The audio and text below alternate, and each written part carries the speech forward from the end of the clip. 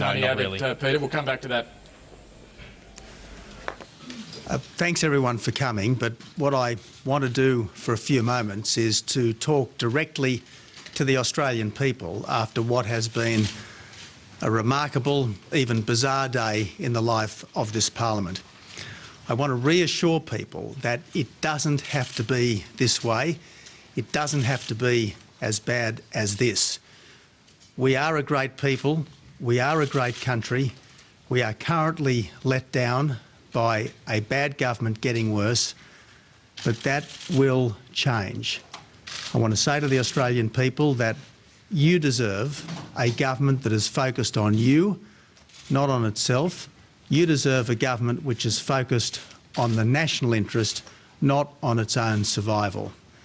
I want to reassure the Australian people that the coalition is ready. We are ready. We do have real solutions. We do have positive plans. We do have a good team, and we stand ready to deliver these positive plans as soon as we can.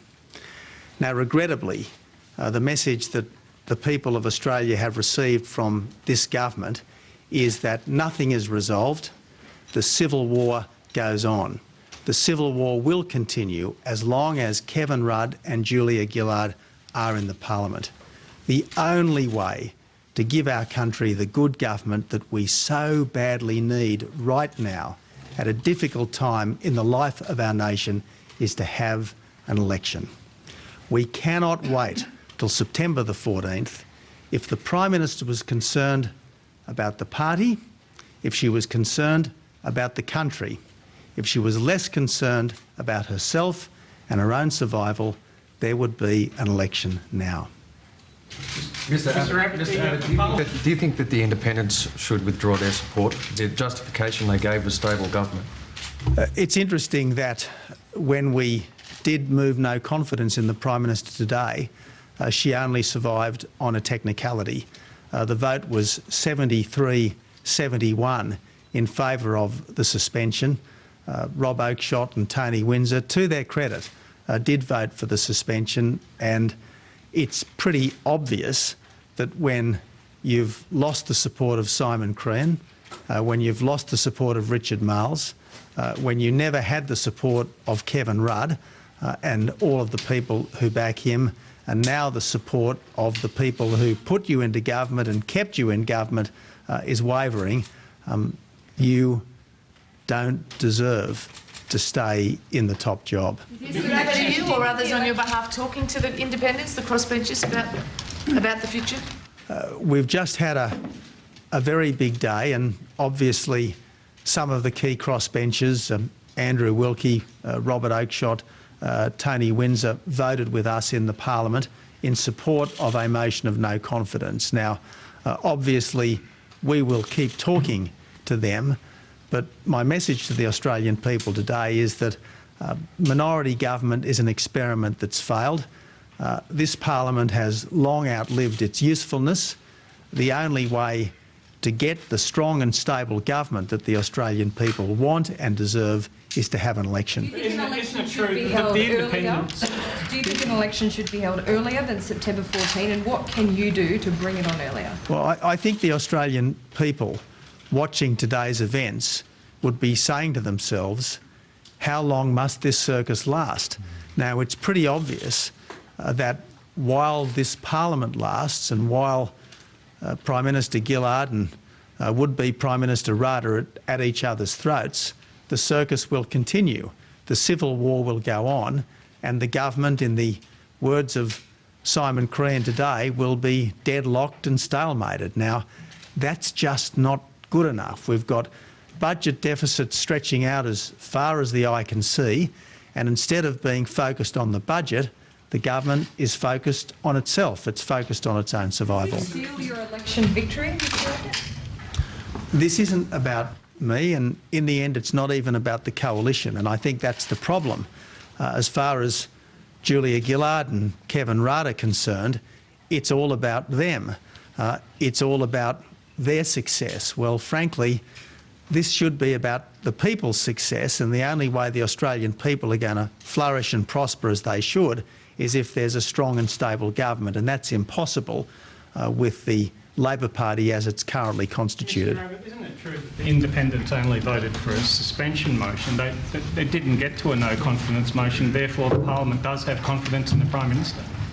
Plainly, the independents refused to support the Prime Minister's media legislation, notwithstanding the fact that the Prime Minister had really staked her political life on this. The fact that they weren't prepared to support the media legislation in the Parliament this week, the fact that it had to be humiliatingly pulled from the Parliament this week shows that at the very least they are wavering in their support. Well, you said just before that minority government is you just said that minority government is an experiment that's failed. Does that mean you'd rule out talking to the independents about supporting you in minority government now before any election? My point is that the current situation cannot last. As I said in the Parliament today, a house divided against itself cannot stand, and that is plainly the case with the Labor Party. That is plainly the case with the current government. Now, I think it's high time that the Australian people had a chance to choose the Prime Minister and the government. We've let the faceless men have a few goes at it now, and plainly, every time they've got it wrong. It's time for the people to have their go, and that means an election. Mr. Truss, are you embarrassed by the debacle of the pre-selection in New England, and would you welcome Senator Barnaby Joyce standing in New England against Tony Windsor? Well, naturally I'm disappointed at the turn of events in New England. The party has now called nominations for a new candidate. We're proceeding with the process of making that selection just as quickly as we possibly can. Barnaby Joyce has indicated that he will be one of the candidates. There are a number of other people who have also expressed an interest. That guarantees that we will have a really good quality candidate in New England, and we're looking forward to taking the fight up to Mr Windsor in that electorate so that the people of New England will have a voice in an incoming coalition government. That's not exactly a ringing endorsement for Barnaby Joyce, though. Well, I'm happy to ring the bells if you would like that as well. Barnaby Joyce has done a wonderful job in the Senate. He's played an important role in this Parliament and in the coalition, and I'm sure that if he comes into the lower house, he will also make a very useful and very worthwhile contribution. Mr Rabbit, just to follow up on the point before, if there was a vote of no confidence, if you could win that vote on the floor of the House, if the crossbenchers withdrew their support for Julia Gillard's government, would you then seek to proceed immediately to an election? Is that what would happen? You wouldn't seek to govern in minority? Well, as I said, minority government is an experiment that's failed. What the Australian public need right now, deserve right now, is a strong and stable government, and we stand ready to deliver that. We have our real solutions plan, and what we say we will do, we will do. But it's high time that we took the Prime Ministership out of the back room and put it into the full light of day.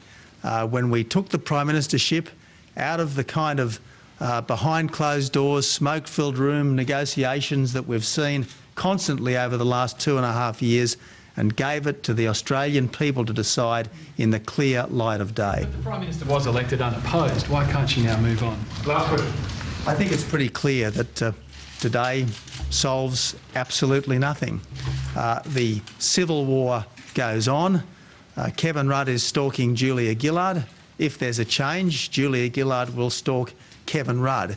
It's absolutely obvious that we have seen a standoff, not a resolution. Can you see another scenario that might cause a change of government?